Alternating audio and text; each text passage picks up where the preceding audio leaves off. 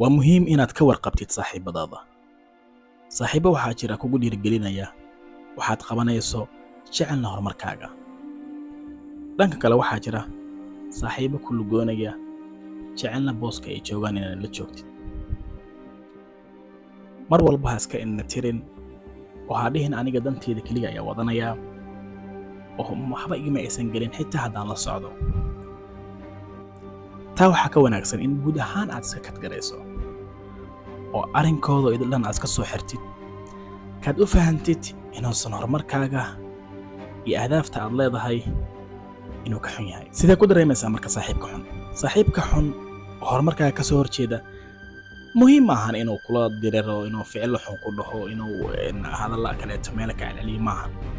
qodobada lagu garan kara waxay tahay saaxiibka xun waxa weeyaan markaad faraxsan tahay ama markaad guulo aad la taaban kara aad gaartid oo kaleeto aad la sheergaraysid, wax macnaa kama soo qaaday. taa horaa loo gaaray, taa maydaa dhibaato leh, hebel baa gaaray.